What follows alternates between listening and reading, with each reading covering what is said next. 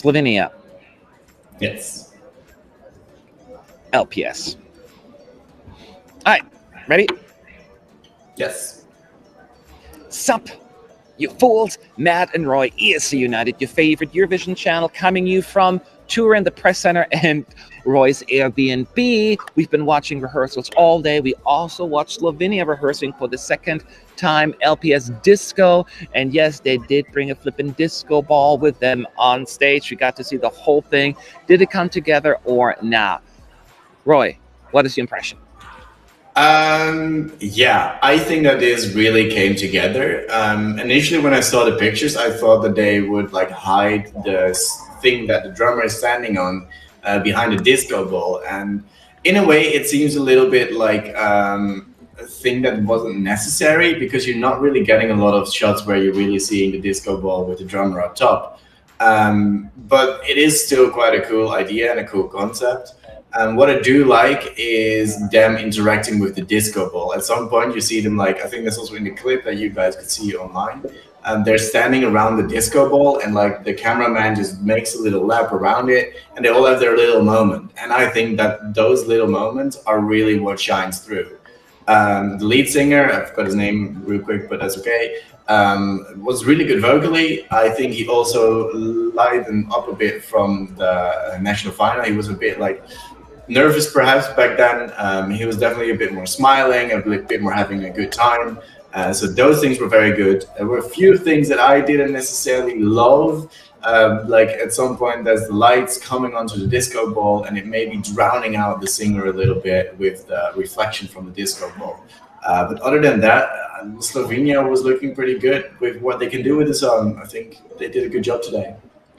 It was very interesting to me watching it because it started off with that boom, boom, boom, right? And even like the lead singer, was like, and they all were interacting with that boom, boom, boom in the beginning, and it was like high energy. And then once that disco song comes in, then they go back to what we're kind of used to, their style, and that kind of threw me off a little. I'm like, oh, it's going to be high energy, and then they're going back to just being themselves. It seems that there was a large amount of nervousness there going on. At least, as you can see, that opened up a little.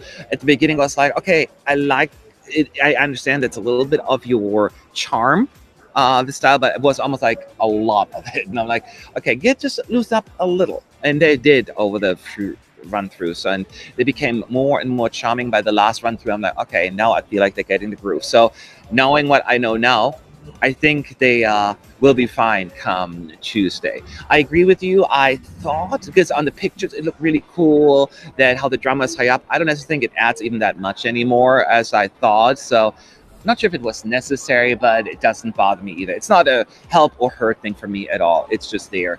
And I do love the big disco ball effect. It's just kind of cool there. It may seem like almost like too cliche, but for some reason, it's a cool thing. It just fills up the stage and it makes really nice. Other than that, it's mostly just them being themselves, enjoying each other, in the song, and hopefully that charming, fairly straightforward performance will win people over. So that is the big question mark for me. Will people get it, or will people be more like, this is too far away for me to really access it? That is my biggest concern. Hopefully that we'll find out next week. What is the changes that you would suggest at this point, Roy? Yeah, like I said, sometimes the singer gets drowned out a little bit by the lighting being reflected from the disco ball. If they can look at that and fix that, I think then they're already on a good way. I think what might have been like the reason for it is that they initially probably wanted LED to be used, and now they need to use like the spotlights or like the lights from the other side of the sun. And they are maybe a little bit more bright than they initially anticipated. So if they can nail those and not make sure that the singers drowned out so much, then I think they're pretty much good to go. Okay, we have a really bad thunderstorm coming in here right now in case it gets really noisy. But I agree with saying it was the disco ball at the later in the last minute of the song. So bright, so many lights, you're just like, oh, come on, you can even barely look at it. And it became distracting. So that's the biggest thing that they need to fix. I still hope loosen up a little bit more without changing who you are, of course. You are who you are. But there's this little bit more like not resentfulness, but certain like the hurdle that they need to overcome to feel really cool and about their performance. So, but that comes with experience, that comes with rehearsing. So they have another run through Monday afternoon, and then